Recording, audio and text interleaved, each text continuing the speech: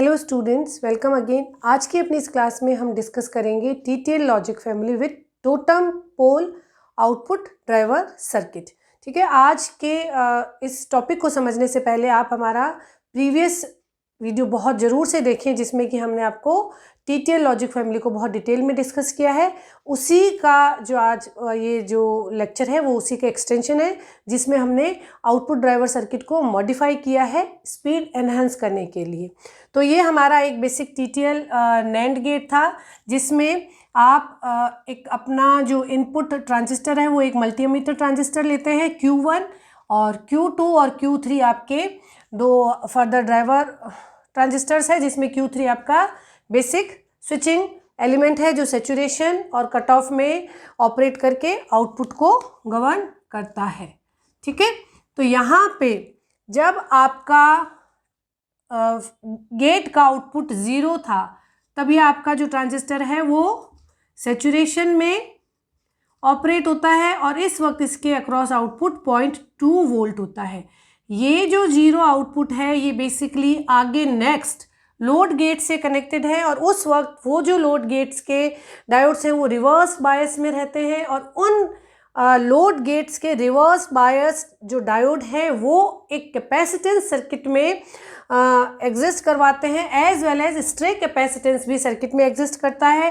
तो इस वक्त ये जो आपका आउटपुट है ये स्ट्रे कैपेसिटेंस, जिसे हम लोड कैपेसिटेंस से अगर डिफाइन करें तो उसके साथ ये कनेक्टेड रहता है, और जब भी आपकी आउटपुट स्टेट लो से हाई जाएगी 0.2 से VCC में जाएगी या VCC से 0.2 में आएगी, तो ये जो आपका लोड कैपेसिटेंस है CL वो एक्सपोनेंशियली चार्ज और डिस्चार्ज होगा, और ये चार्ज और डिस्चार्ज किस रेट से होता है, आपका सर्किट में जो भी इक्विवेलेंट कलेक्टर रेजिस्टेंस है वो और लोड कैपेसिटेंस, तो ये टाइम कांस्टेंट जो है वो भी गवर्न करता है आपके सर्किट में बेसिक गेट की स्पीड को।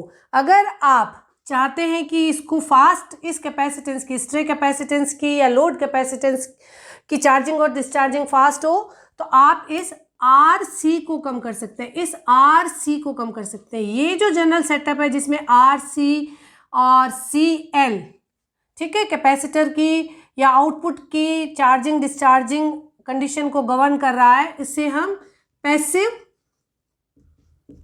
पुल अप सेटअप बोलते हैं ना। ये पैसिवली पुल अप करता है आउटपुट को, ये आपका जो रजिस्टर है ये पैसिव पुल अप एलिमेंट की तरह काम कर रहा है।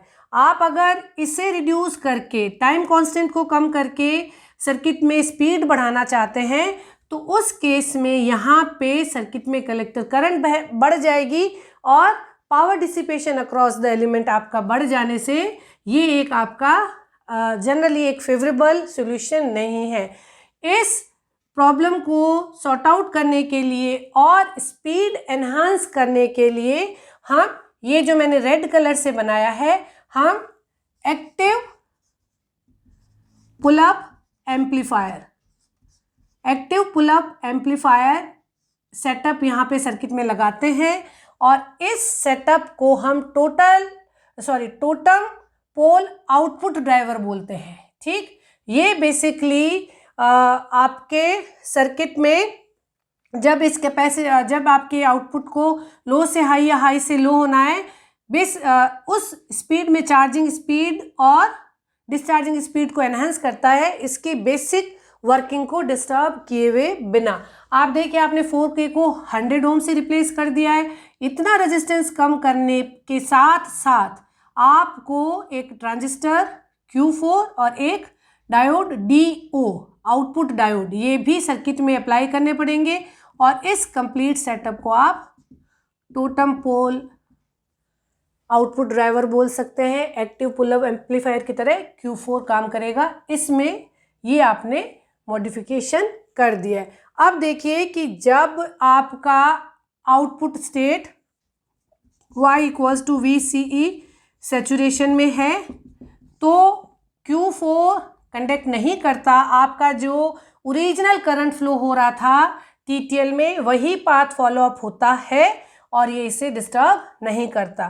तो हम इसे वेरीफाई करें कि क्या ऐसा है। जब ये आपका 0.2 में है, 0 पे है और सारे इनपुट्स आपके हाई हैं, है ना।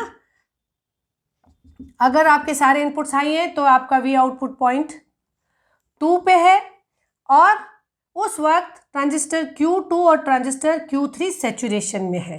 ठीक, उस वक्त अगर ये सैचुरेशन में है तो यहाँ पे वोल्टेज 0.2, यहाँ पे वोल्टेज 0.8। ठीक, तो इस पॉइंट पे, इस बेस B4 पे, Q4 का बेस 4 कितना पोटेंशियल हुआ 0.2, यहाँ से लेके यहाँ तक 0.2। ये इसका VCE सैचुरेशन, VCE सैचुरेशन जो है वो 0.2, VBE सैचुरेशन रिक्वायर्ड इज 0.8। ठीक, तो ये 0.2 और यहाँ से 0.8, तो ये हो गया आपका 1.0 वोल्ट पे।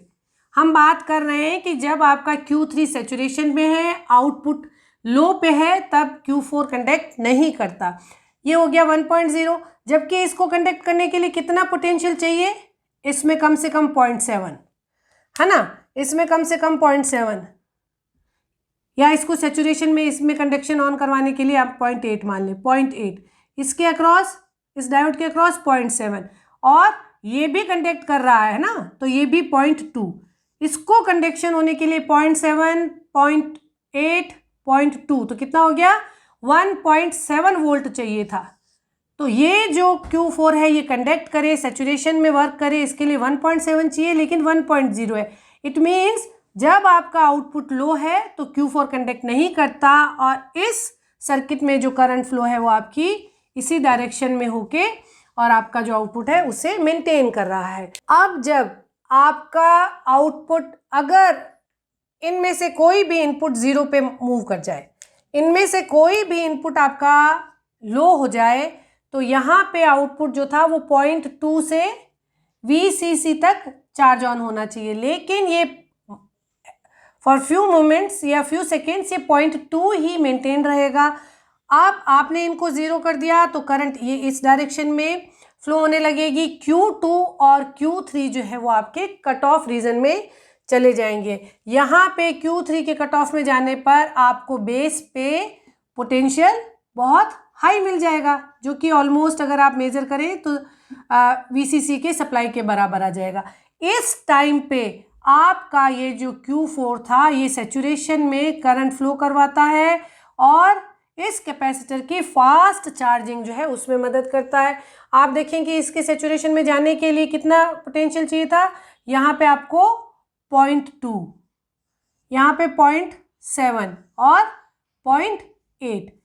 आप केवल 1.7 पोटेंशियल अप्लाई करें तो ये कंडक्शन को अलाउ करता है और यहाँ पे आपको बहुत हाई पोटेंशियल मिल रहा है। तो आपका ये जो Q4 है ये सैचुरेशन में जाके करंट फ्लो करवाता है और आउटपुट को 0.2 से VCC तक पुल अप करने में एक एक्टिव रोल यहाँ पे अपना प्ले करता है।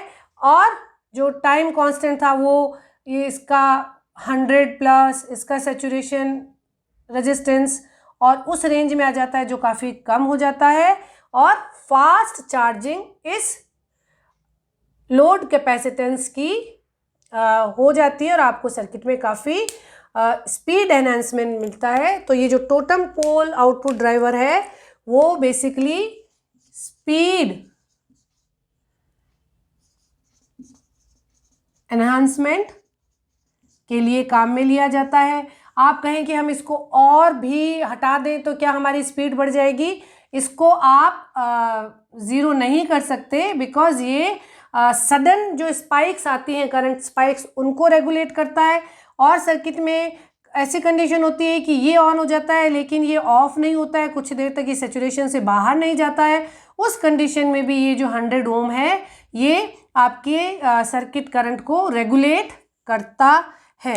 तो ये जो सेटअप है जो कि totem pole TTL with totem pole amplifier, ये बहुत इम्पॉर्टेंटली यूनिवर्सिटी एग्जाम्स में एज वेल एज आपके कॉम्पिटिटिव एग्जाम में पूछा जाता है और इस पर स्टेटमेंट वाइज प्रॉब्लम भी बनती है। तो आई होप आप बहुत अच्छे से समझ गए होंगे कि इस टोटम पोल एम्पलीफायर का क्या रोल है TTL की स्पीड बढ़ाने के लिए। Keep learning, keep watching. Thank you.